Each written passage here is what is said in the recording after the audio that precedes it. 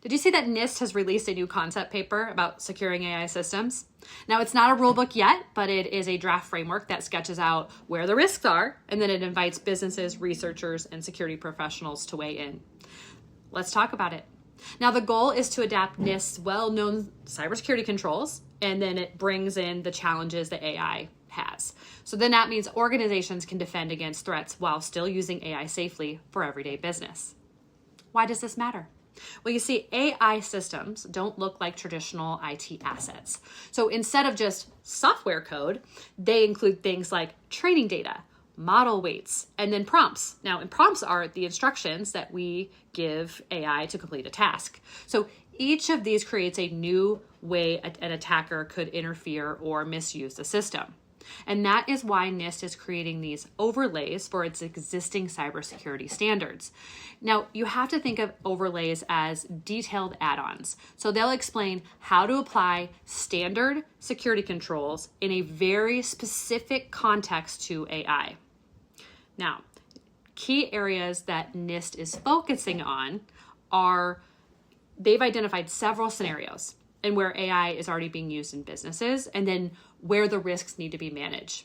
The first one is generative AI. So generative AI, Gen AI, is a type of AI that creates text, images, or code.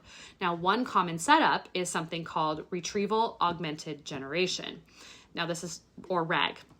So RAG connects an AI model to a company's internal knowledge base, so it can pull relevant documents before answering questions. Now, the risk is that if a knowledge base isn't protected, then these sensitive files could leak out. Or if the context is tampered with, then the AI could give false or manipulated answers. Number 2, predictive AI.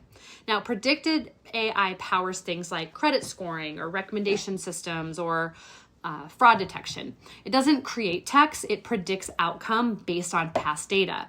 So the risk is if an attacker were to poison the training data, and the predictions would then be manipulated. Now, if models aren't updated carefully, then they can drift and become unreliable. Number 3, which are these single agent AI systems. Now, these assistants or copilots, they work with one user.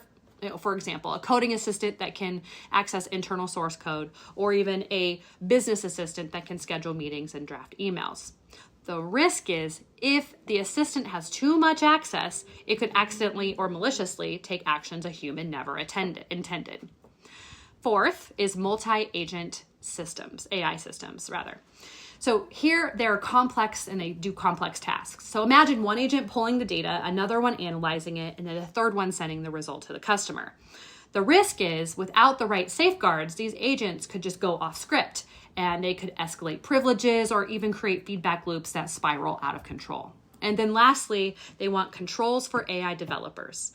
They want to guide people building AI systems. That includes securing coding practices, managing the risks of dual use tools, so AI can be used both good and bad, and for documenting models properly.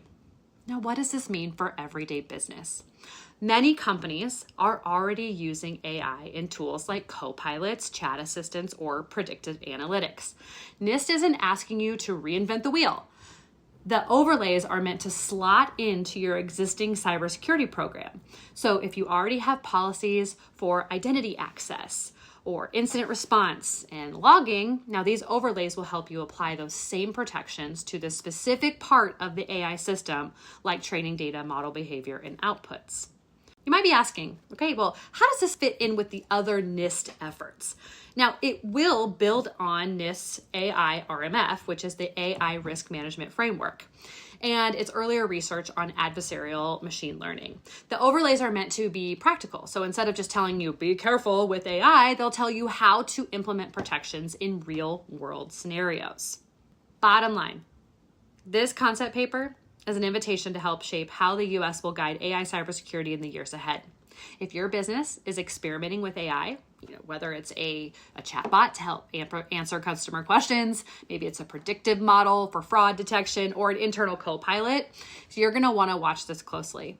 Now, getting involved now means that you can influence practical controls in real-life world scenarios businesses need, not just theoretical risks. I'm Paige Hansen, co-founder of SecureLabs, and I hope you enjoyed this breakdown.